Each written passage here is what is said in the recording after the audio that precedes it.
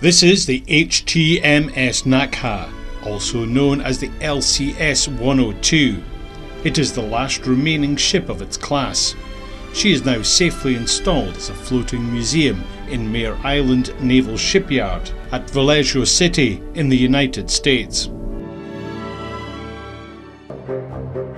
She has a long and illustrious history. She was built at the Commercial Iron Works in Portland, Oregon in 1945 and served gallantly in the Pacific during the Second World War. The LCS were shallow draft gunboats designed and built to provide a high rate of firepower for Marines going ashore. In the early years of World War II, the US Navy and Marine Corps discovered that they needed more close-in gunfire support to protect their troops as they went ashore in amphibious landings. With typical American ingenuity, a new small gunboat was designed and quickly moved into production. The result was the LCS-L, which stood for Landing Craft Support Ship, Large. This newly designed ship had more firepower per ton than a battleship, and it was capable of going all the way into the beach and providing close-in fire support for the troops going ashore. The US Navy built 130 of them, outfitted with a 20mm and 40mm guns, as well as rocket launchers for beach bombardment. They were rushed into service in 1944 and 1945. These ships and their brave crews helped save the lives of countless soldiers and Marines by providing heavy close-in firepower to support amphibious landings in New Guinea, Borneo, Iwo Jima, the Philippines and Okinawa. Thus they became known as the mighty Midgets. The initial planned operational use for this new class of amphibious support ship was to provide close-in fire support for landing operations and to intercept and destroy inner island large traffic. The little ships performed with distinction, performing various duties such as laying smokescreen for anchored capital ships and transport, firefighting operation, rescuing survivors, salvage operations, open ocean mine destruction, spotting and drawing fire for larger ships, anti-suicide boat patrols, and most unexpectedly, radar picket duty against Japanese kamikaze suicide planes, as well as convoy escort duties of LCTs, supporting underwater demolition teams and anti-smuggling control.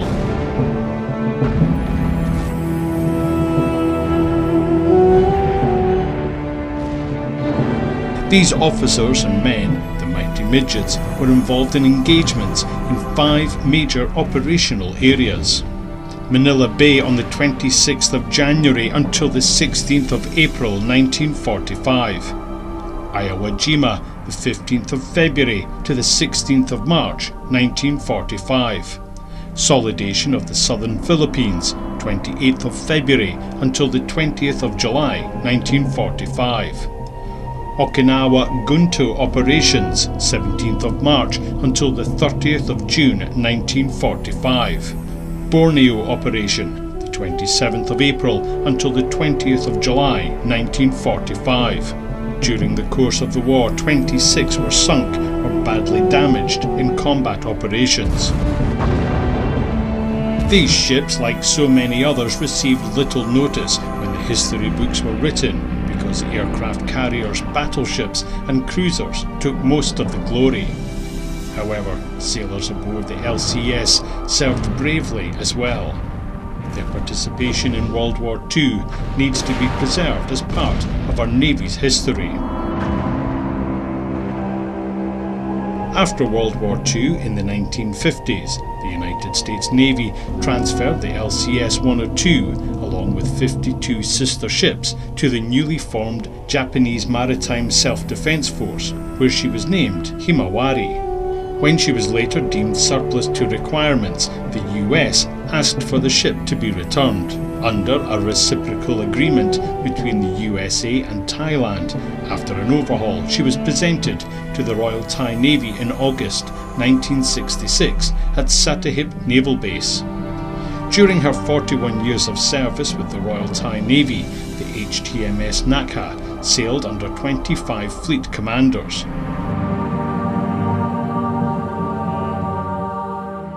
Finally, after years of battling political waters and a sea of red tape, the day finally arrived for the official handover from the Royal Thai Navy back to America, so that the Nakha, as she will continue to be called, can serve as a testament to the ageing veterans and their families of the crucial role she played over the last 62 years.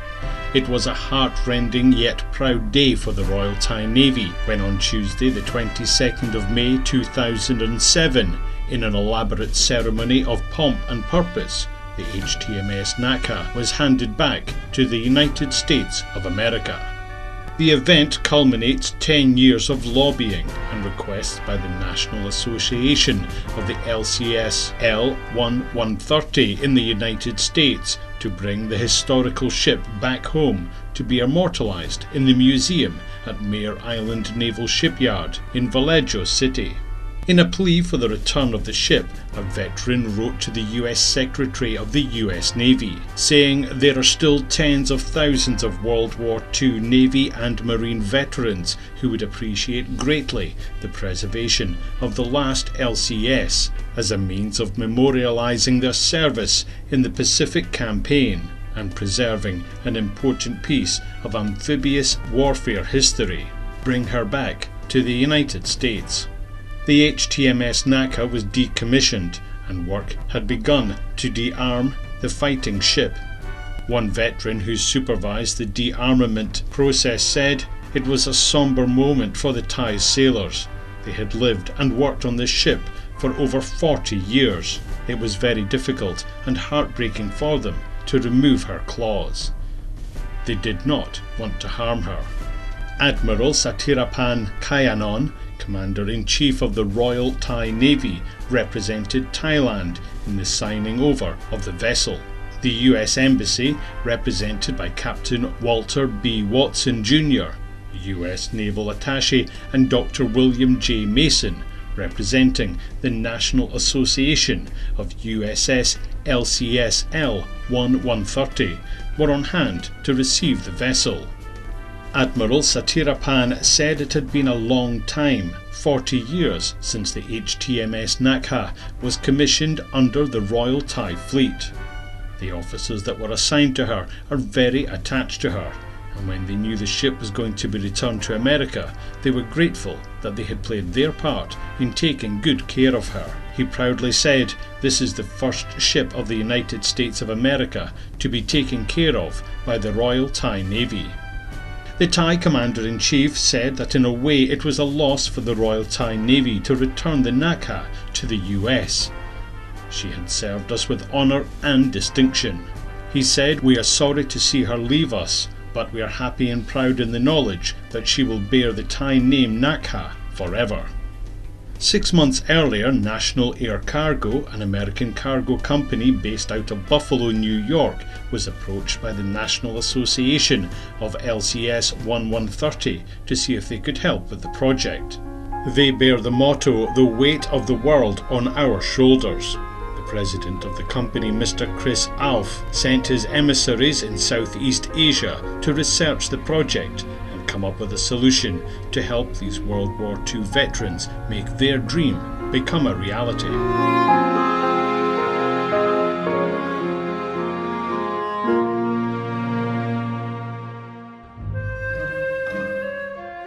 The following day, His Excellency Ralph L. Boyce, US Ambassador to Thailand, presided over a reception to celebrate the event at the Pattaya Marriott Resort and Spa.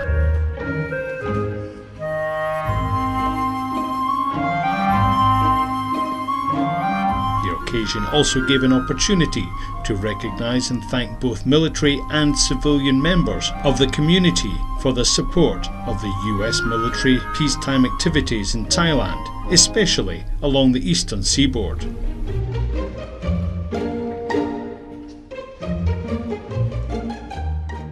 On September the 3rd came the part of the project where the The HTMS Nakha was to be lifted out of Thai waters for the very last time on what would be her final voyage back to the United States. After careful preparations were completed for the de-armament of the ship, permission was granted by the United States Department of State, Alcohol, Tobacco and Firearms and local San Francisco authorities to bring the ship back home. The motor vessel Dafu from Big Lift, a Panamanian flagged vessel with a Chinese crew and operated by a Dutch company, received HTMS Nakha alongside in order to make preparations for lifting her on board. Divers in the water made sure that the lifting cables were properly positioned prior to start lifting the 300 tons of history. The careful manoeuvring, lifting and ballasting of the Dafu while lifting Nakha on board can only be described as a brilliant technological symphony. How easy they made it look. The total operation took less than 3 hours.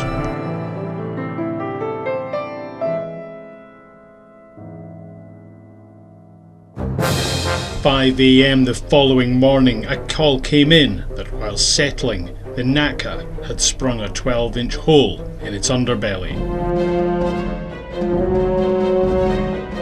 The extent of the damage would prevent the ship from being discharged at the port of San Francisco. Quick contact was made to Dr. William Mason in California to explain the problem, which was exacerbated by the fact that the ship will incur delay demurrage charges by not being prepared for sail and the limited amount of funding available for this venture. Dr. Mason gave instructions to get her repaired as soon as possible. Calls were made to the Royal Thai Navy officials. Within 15 minutes, 2 crews of Royal Thai Naval repair personnel are on board Dafu, trying to figure out the best and quickest manner in which to effect repairs to the old mighty Midget. The work commences for the next 16 hours, and thanks to the determination and skill of the Royal Thai Navy repair personnel, the Nakha was repaired and ready for sea. The following morning, the 5th of September 2007, after an 18-hour delay, the Dafu sails with HTMS Nakha on her back for the 21-day transit to the San Francisco Bay Area of the United States.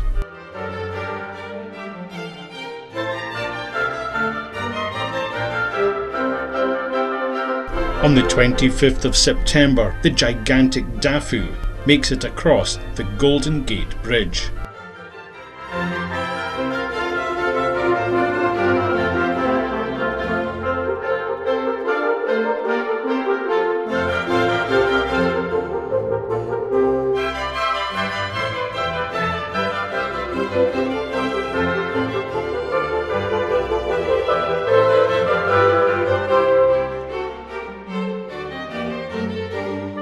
On November the 9th, 2007, a gathering of over 300 people, composed of World War II mighty midget sailors and the first skipper of the 102, congregate at the ballroom of the Cathedral Hotel in San Francisco for an evening of dinner, drinks and remembrance of sweet years gone by.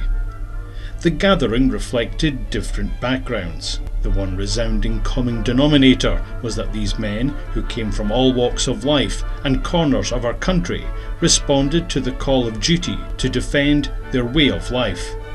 Money, social or educational background was not a discriminator. They all serve on board mighty midget ships throughout the most fearsome battles in the Pacific as a band of brothers. Many were not there on the night as they perished in battle, and their brothers remembered them for not having the opportunity to live their lives to the fullest. Incredible what a few months of war could mean in a lifetime.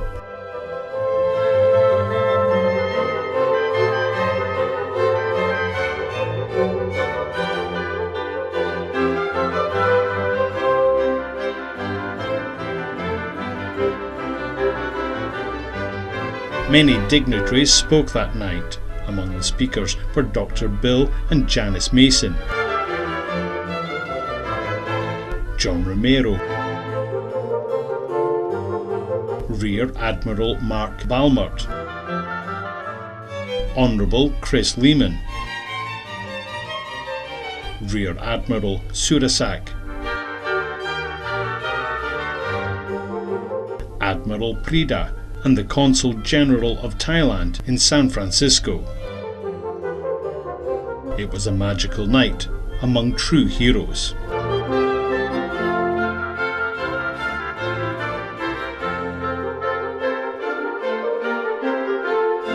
On the 10th of November 2007, it was a rainy day at Mare Island, California, in sharp contrast to the blazing heat of Thailand.